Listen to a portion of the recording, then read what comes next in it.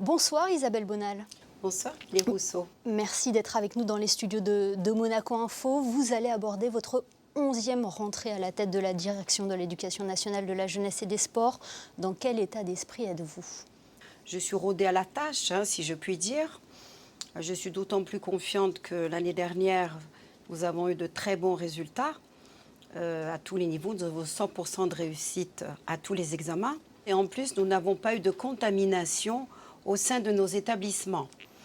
Tout le personnel, enseignant, non enseignant, est extrêmement vigilant pour la sécurité et la santé des enfants.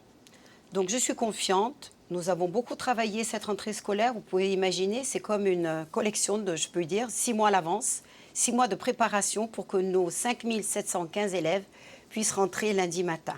Alors, vous évoquez la situation sanitaire, elle n'est pas totalement maîtrisée.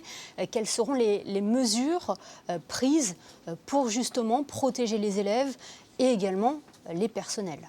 Alors, c'est évident que nous avons quand même déjà l'expérience de la gestion de crise de l'année dernière, des 2 dernières années. Donc, pas de nouveauté cette année, si ce n'est qu'il faut venir avec le masque à partir du CP. Il faut respecter les gestes barrières, la distanciation physique. Il faut bien entendu bien se laver les mains.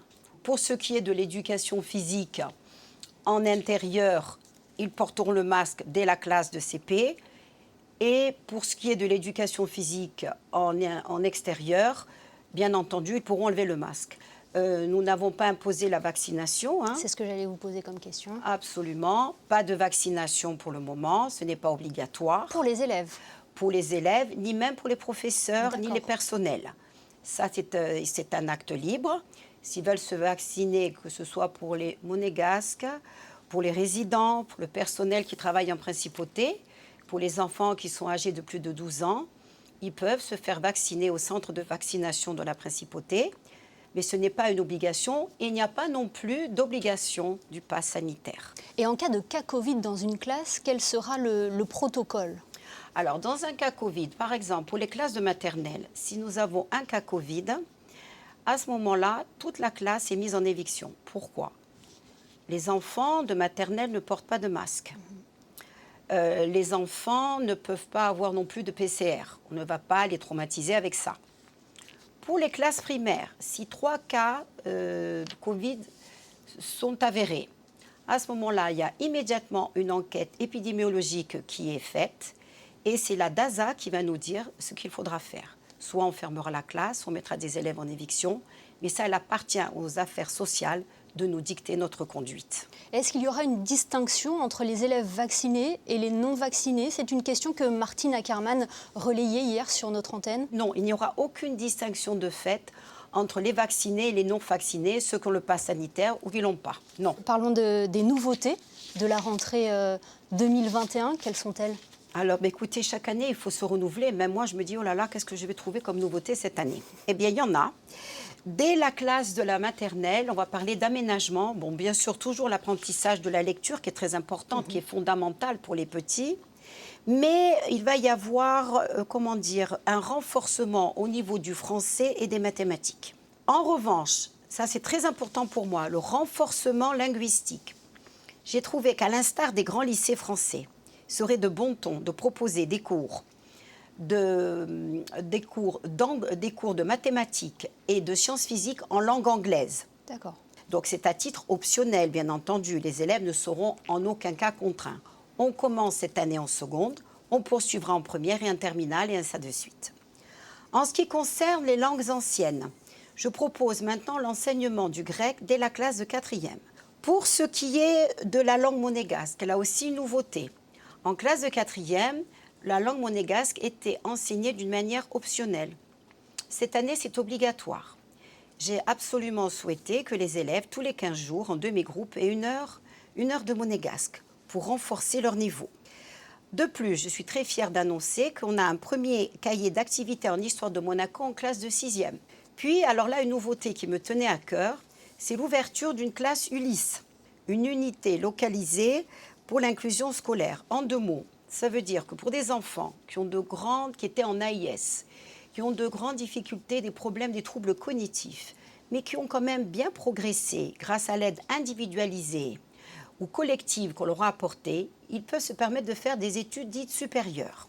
Nous avons ce qu'on appelle le CAP, Production, Services et Restauration, qui va permettre à nos petits élèves, c'est une classe de 8, à se préparer pour trouver un travail dans les secteurs de restauration rapide, collective ou commerciale.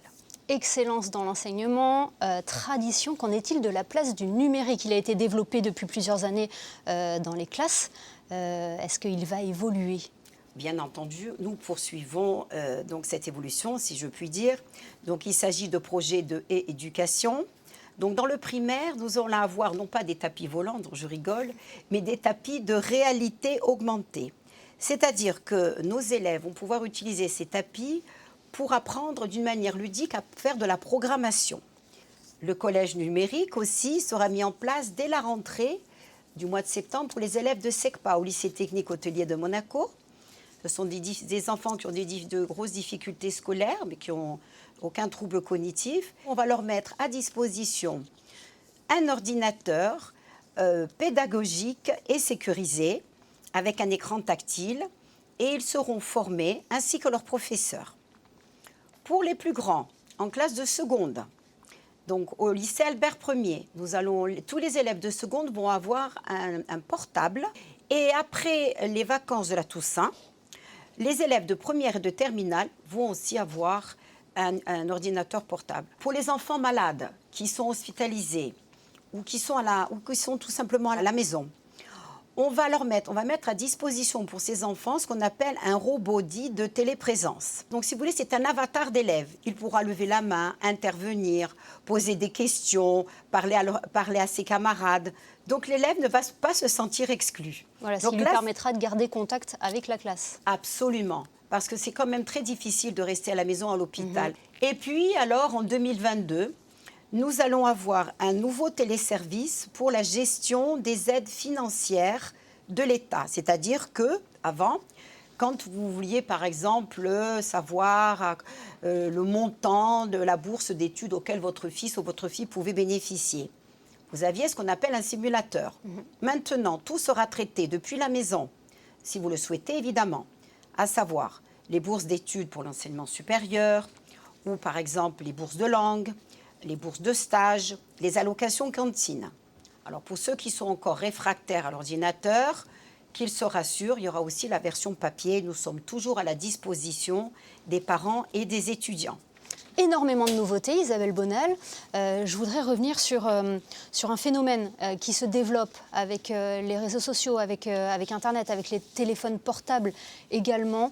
C'est le harcèlement scolaire. Quelles sont les mesures qui sont en place actuellement ou de nouvelles mesures que vous allez mettre en place? Alors, je voudrais quand même rassurer les parents. Nous avons 5 à 9 cas avérés par an. Alors, je ne dis pas que ce soit rien. Un cas, c'est déjà un cas de trop. D'abord, on prévient.